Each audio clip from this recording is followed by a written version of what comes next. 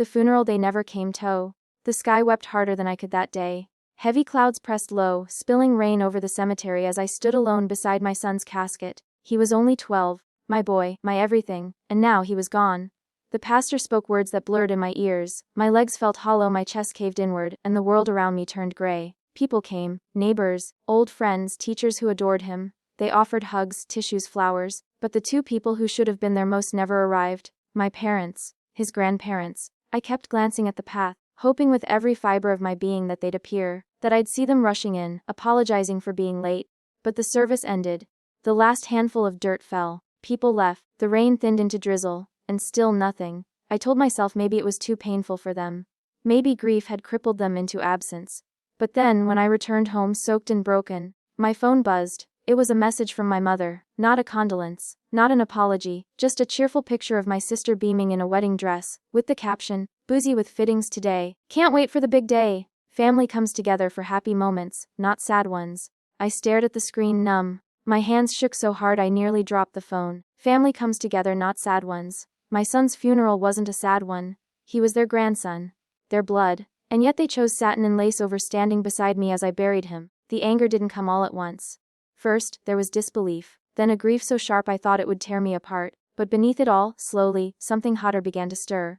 A quiet, coiled rage. The next morning, I received a call. My father's voice, brisk, business, like as though we hadn't just buried a child. "Listen," he began. "About the boys' trust fund. We should talk." I froze.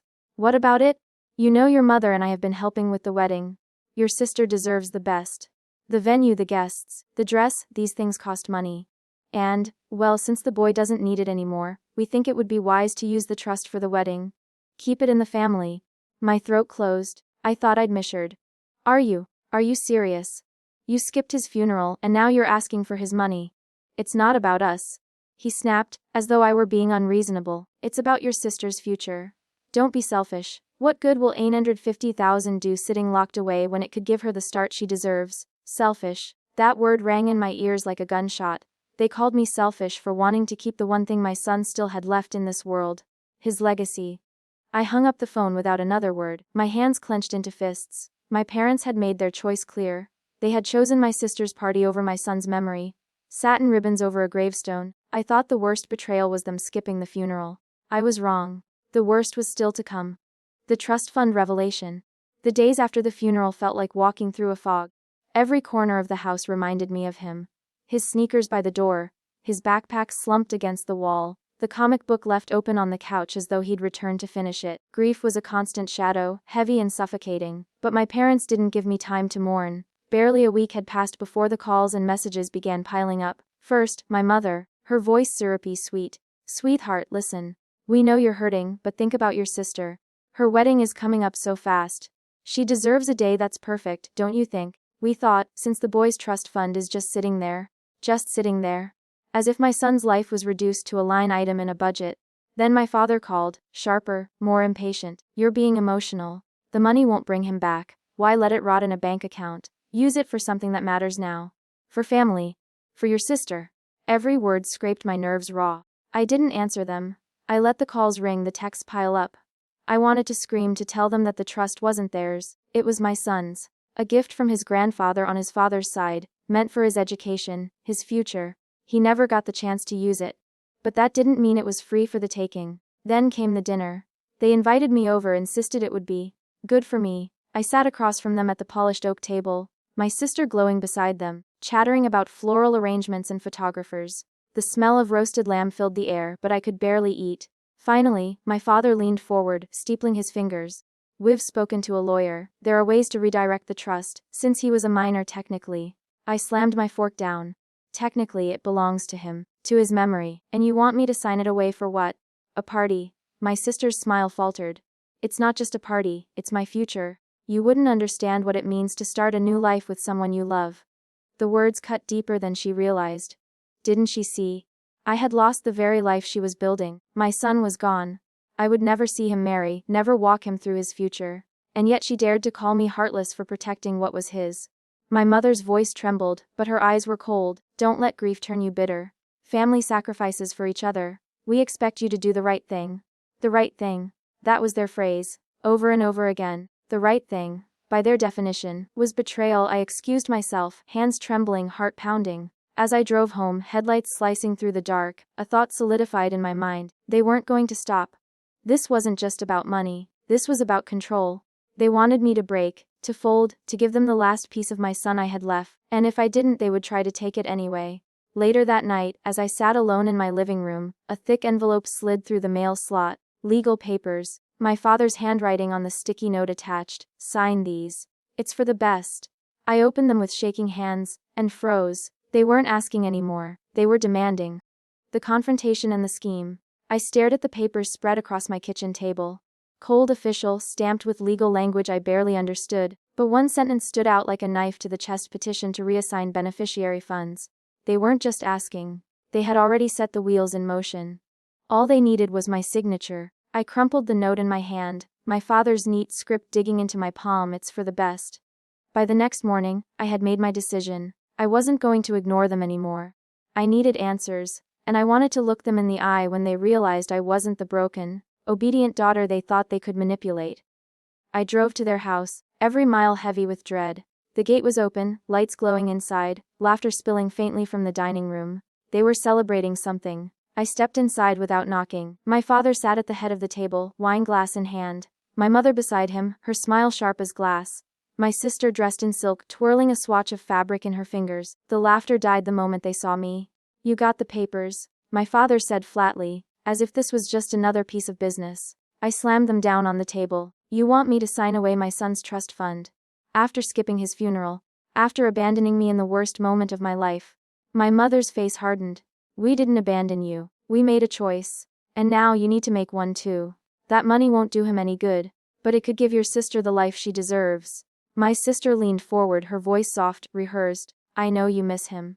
But keeping that money locked away won't bring him back. Why not use it for love? For joy? Wouldn't he want that? I laughed. A bitter, broken laugh that filled the room.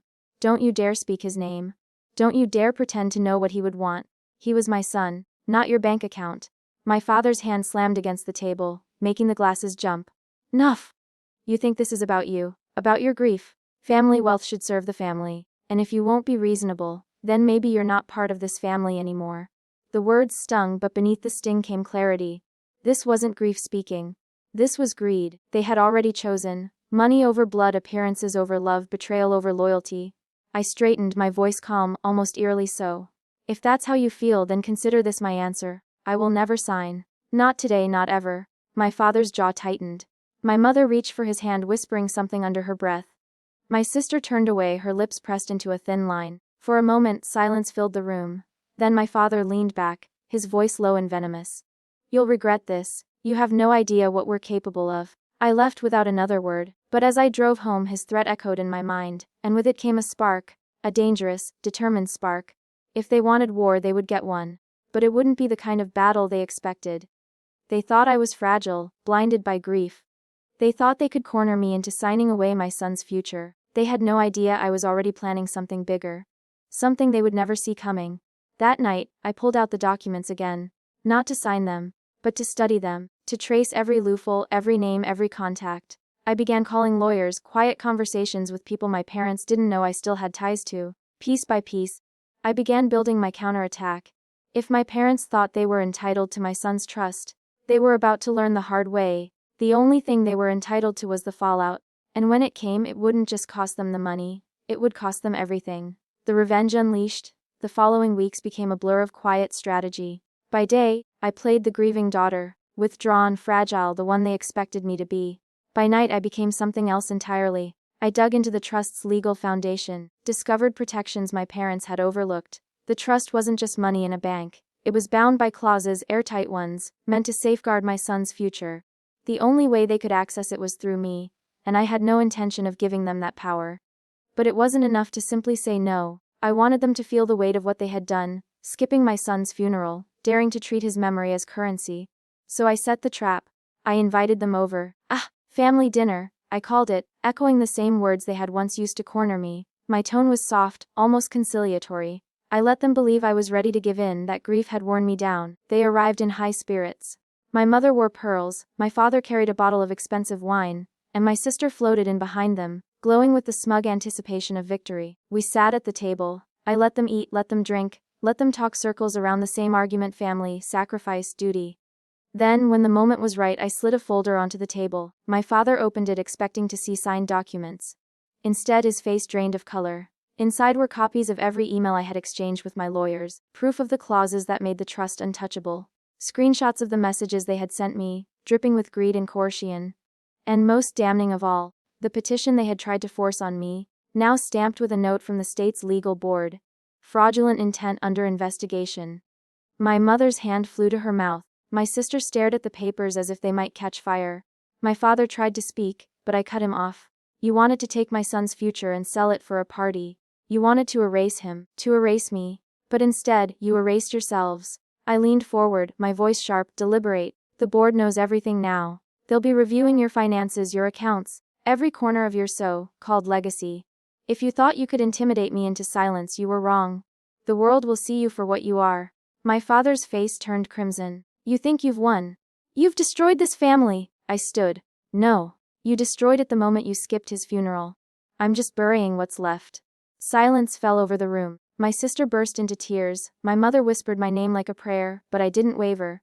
I gathered the folder, tucked it under my arm, and walked out. That night, as I stood in my son's empty room, I felt the weight of grief pressing down as always. But beneath it, there was something new. Not joy, not peace, but strength. For the first time since losing him, I felt like I had honored him, not by giving in, but by fighting back, by refusing to let greed devour his memory. The trust remained untouched, preserved exactly as it was meant to be his, a monument to the life he should have lived. And my parents, they had their reputation torn apart, their plans shattered, their power broken. Revenge hadn't brought my son back, nothing ever could. But it had given me the knowledge that I had protected him, even in death.